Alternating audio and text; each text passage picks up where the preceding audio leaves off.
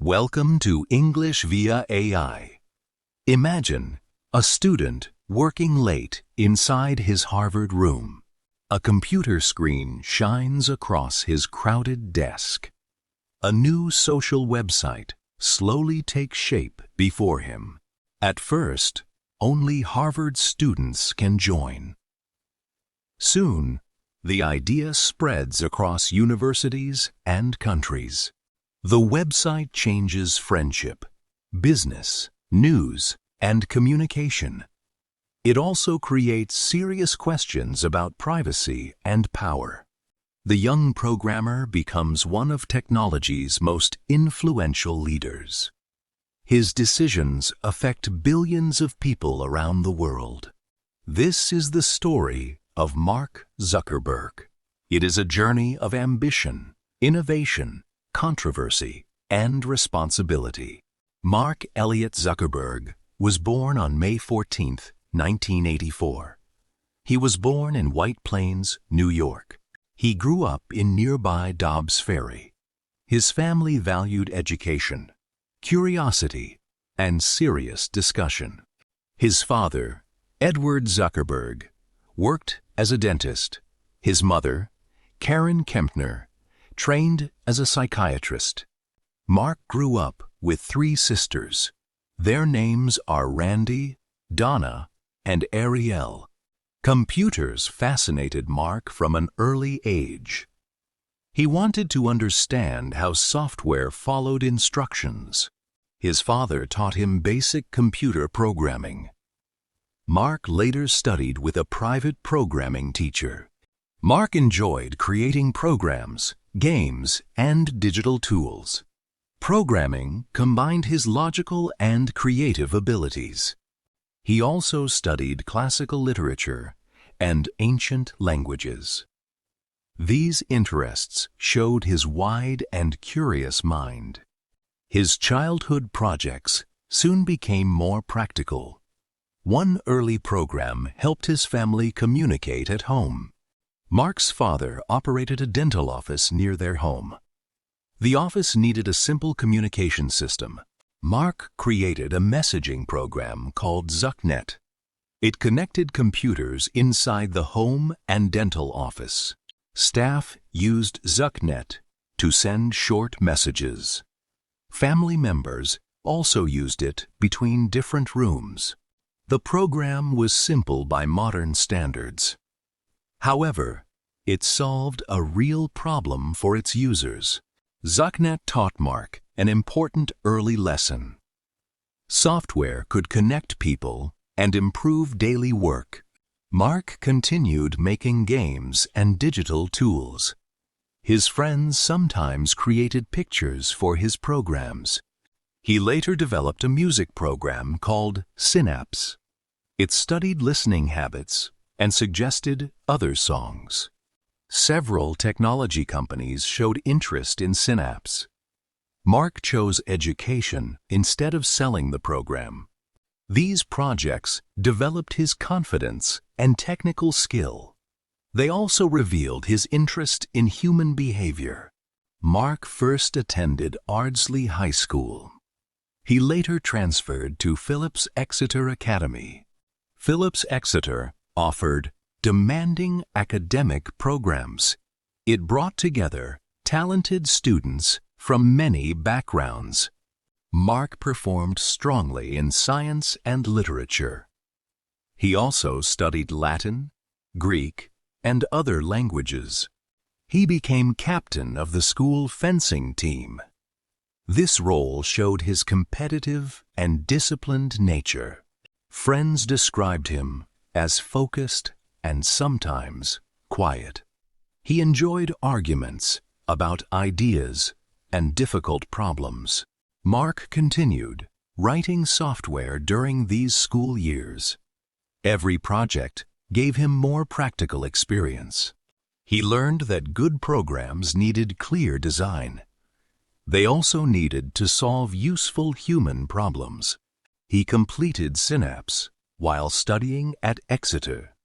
The project attracted attention outside his school community. By graduation, Mark had unusual programming experience. Harvard would soon give him a much larger stage. Mark entered Harvard University in 2002. He studied computer science and psychology there. He lived in Kirkland House with other students.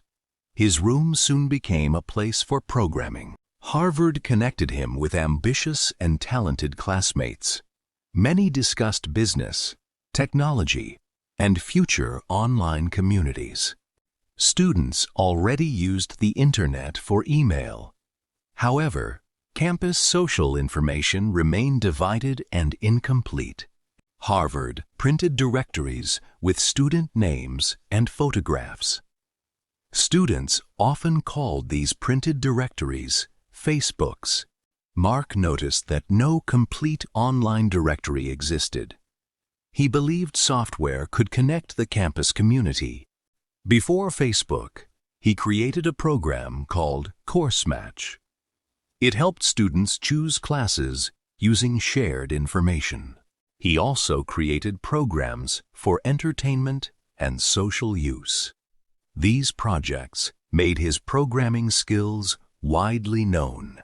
His growing reputation brought new opportunities and disputes.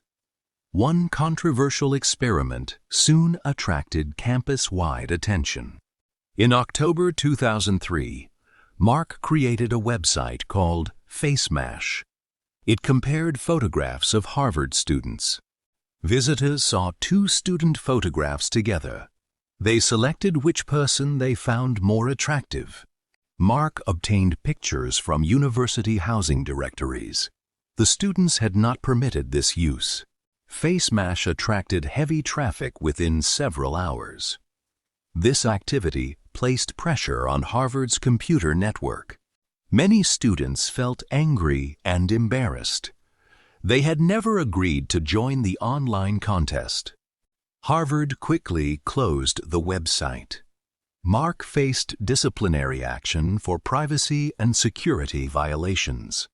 He later apologized and called FaceMash a mistake. The experience showed the risks of moving too quickly.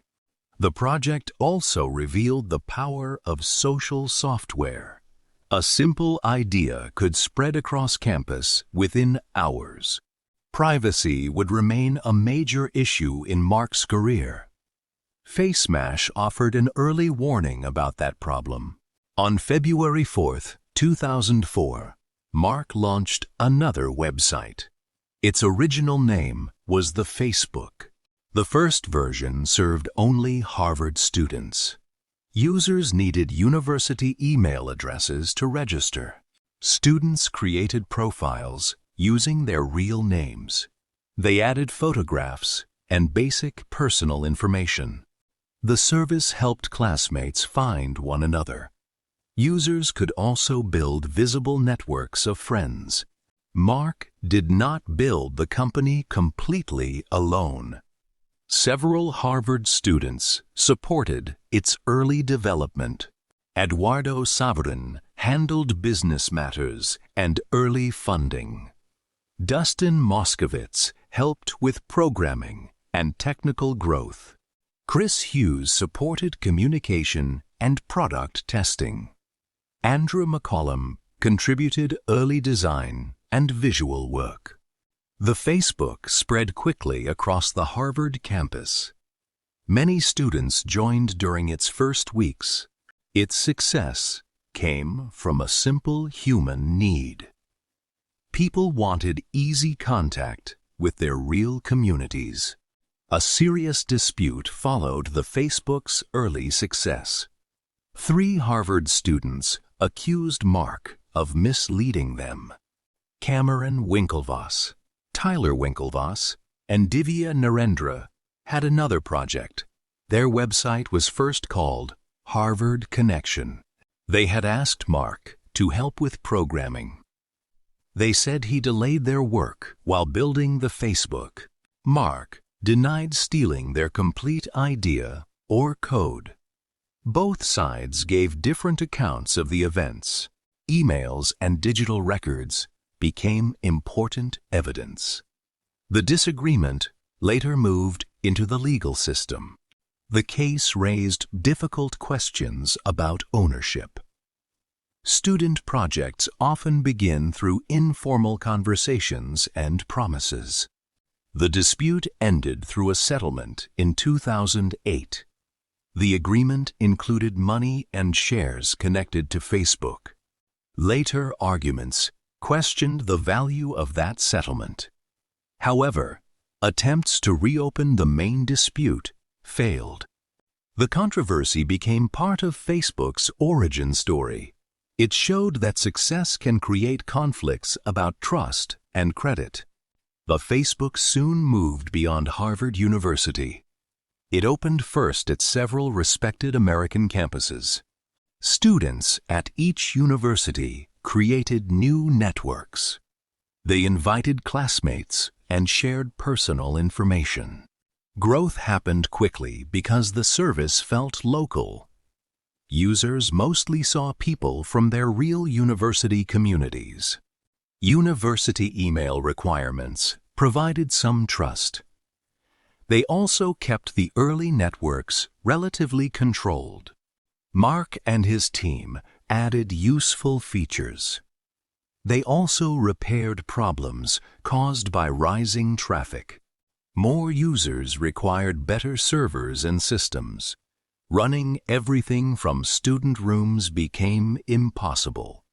The founders also needed more financial support. Their fast growth created expensive technical demands. Mark began looking toward Silicon Valley. The region offered investors and experienced technology workers. The Facebook was becoming a serious company. Its founders now faced life-changing choices. During the summer of 2004, Mark moved to California. Several team members joined him in Palo Alto. They rented a house near Silicon Valley. The house became both their home and workplace. Young programmers worked through long days and nights. Their website continued expanding during this busy period. Mark originally planned to return to Harvard. Facebook's rapid growth changed that plan completely. He left Harvard without finishing his degree. He chose the company over university graduation. Investor Peter Thiel provided important early funding. This money supported hiring and stronger technical systems. Sean Parker also became an influential early advisor. He had helped create the music service Napster. Parker encouraged Mark to think much bigger. He believed Facebook could become a global platform. The California move transformed the young company. A campus project was becoming a technology business. In 2005, the company bought Facebook.com. The word "the" disappeared from its official name. The shorter name was easier to remember. It also suited the company's growing ambition. Facebook expanded into high schools and workplaces. More communities received access to the service. In 2006, registration opened to the wider public. Anyone meeting the age requirement could create an account. This decision produced enormous and rapid growth. Facebook was no longer a protected university network. Parents, teachers, workers, and businesses joined. Different generations entered the same digital space. The company needed stronger privacy and safety systems. It also needed servers for millions of users. Mark rejected early offers to sell Facebook. He believed the company could become far more important. That decision protected his control and long-term vision. It also increased his personal responsibility for Facebook's future. Facebook first showed users simple profile pages. People had to visit each profile to see updates. The company later introduced a feature called Newsfeed. It placed friends' activities into one changing stream. Many users disliked Newsfeed at first. They felt it revealed too much personal information. Some students organized protests against the feature. They wanted greater control over what others could see. Facebook responded by adding clearer privacy settings. The company also explained how the feature worked. Newsfeed soon became central to Facebook. It encouraged users to return and check new updates. Software decided which posts appeared first. This made algorithms part of everyday communication. The feature also changed how businesses reached customers. News organizations and public figures began using it too.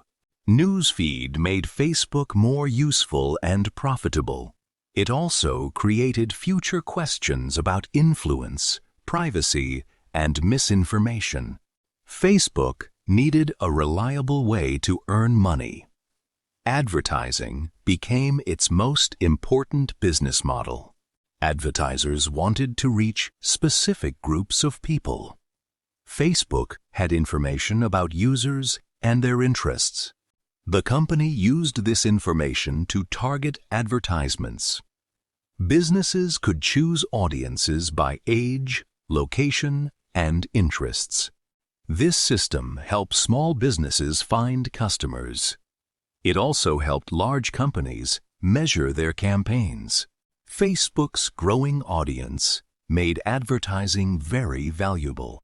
More users created more attention for possible buyers. The company tried to separate advertisements from ordinary posts. However, paid messages became part of the normal feed. Advertising also created serious privacy concerns. People asked how much information Facebook collected about them. Mark argued that advertising kept Facebook free. This model helped the service reach billions of people. Other technology companies copied Facebook's advertising system. Digital advertising became one of the Internet's largest industries. Facebook continued expanding across countries and languages. People joined from Europe, Asia, Africa, and Latin America. The company opened offices in important cities. It hired engineers, designers, sales workers, and policy teams. Mobile phones created a major new opportunity. More people began using the Internet through small screens. Facebook redesigned its products for mobile devices. This helped protect the company's growth. The change was not easy at first. Investors worried that mobile advertising might earn less money. Facebook improved its mobile applications over time. Users could now access the service almost anywhere. The company also worked in countries with slower internet. It supported tools that used less data. Global growth created both opportunity and responsibility. Facebook was now serving people with different laws and cultures. Mark's company had become a worldwide communication system. Its decisions could affect people far beyond America. In May 2012, Facebook became a public company. Its shares began trading on the Nasdaq Stock Exchange. The initial public offering attracted huge attention. Investors wanted to know Facebook's future value. The first trading period was difficult and uncertain. Technical problems also affected the launch. Some investors felt the company was priced too highly. Others believed Facebook could grow for many years. Facebook later improved its mobile advertising business. Its financial performance became stronger. Public ownership created new responsibilities for Mark. he now had to answer to investors and users. The company had to report its financial results. Public markets watched every important decision. Mark retained significant voting control through special shares. This helped him protect the company's long-term direction. The public offering changed Facebook permanently. It became one of the most powerful technology companies in the world. Facebook faced competition from newer mobile applications. Mark understood that popular services could become future rivals. In 2012, Facebook bought Instagram. The deal was valued at about $1 billion. Instagram was a growing photo-sharing service. It had a small team and a rapidly increasing audience. Many people questioned the price at that time. Instagram had millions of users, but little revenue. Facebook allowed Instagram to keep its own identity. The service continued operating as a separate application. Instagram later became one of the world's largest platforms. Photos, videos, and short clips attracted huge audiences. The purchase strengthened Facebook's mobile position. It also gave the company another major advertising business. Critics said Facebook had bought a possible competitor. Supporters said the deal helped Instagram grow. The acquisition became a major part of Facebook's strategy. It showed Mark's interest in controlling future platforms. In 2014, Facebook bought WhatsApp. The agreement included cash, shares, and other financial terms. WhatsApp offered simple mobile messaging around the world. It was especially popular in countries outside the United States. The service connected families, workers, and friends. It also gave Facebook a stronger place in global communication. Facebook also bought the virtual reality company Oculus. This purchase showed interest beyond ordinary social media. Virtual reality uses special equipment to create digital spaces. Users can feel as if they are inside another world. Mark believed virtual reality could shape future communication. People might meet, work, learn, and play there. The purchases increased Facebook's global reach. They also made regulators more concerned about the company's size. Critics argued that Facebook was buying possible competitors. Company supporters said the services needed investment and technical support. These acquisitions changed the company's future. They prepared the business for a world beyond Facebook itself. Facebook's growth depended heavily on personal information. The platform collected data about users and their activity. This information helped personalize services and advertisements. It also created questions about surveillance and personal control. Many users did not understand how much data existed. Privacy settings could be difficult for ordinary people. In 2018, the Cambridge Analytica scandal gained worldwide attention. A third-party application had collected data linked to many users. The data was connected to political consulting work. The scandal raised serious questions about consent and responsibility. Mark testified before the United States Congress. Lawmakers asked about privacy, advertising, and company policies. He apologized for mistakes made by Facebook. He also promised stronger controls and improved protection. The scandal damaged public trust in the company. It increased pressure for new technology regulations. Privacy remains a serious challenge for Meta. The company must balance useful services with personal rights. Facebook became a major place for public discussion. People used it to share news, opinions, and political messages. This created opportunities for education and organization. It also allowed false information to spread quickly. The company had to decide which content should be removed. These decisions affected speech, safety, and public trust. Critics accused Facebook of leaving harmful content online. Others accused it of unfairly limiting certain opinions. The company created large teams to review posts. It also developed tools to identify possible rule violations. These systems sometimes made serious mistakes. Machines do not always understand humor, history, or cultural meaning.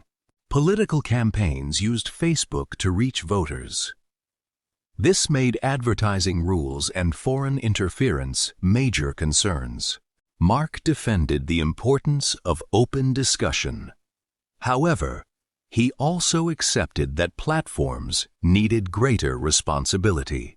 The debate never found one simple answer. Social media companies still face pressure from governments and the public. In 2021, Facebook changed its company name to Meta. The new name showed a wider vision for technology. Meta focused strongly on the idea of a metaverse. This idea describes shared digital spaces using virtual reality. People might meet, work, learn, and play there. Special headsets could make digital experiences feel more physical. Meta invested billions of dollars in this direction. The company built hardware, software, and research programs. Many investors questioned the large cost of the project. They wanted Meta to focus more on profitable services. Mark continued defending the long-term vision. He believed new technology often required patience and large investments. Meta also worked on artificial intelligence and communication tools. These projects showed that the company wanted to shape the future. The new direction created excitement and doubt.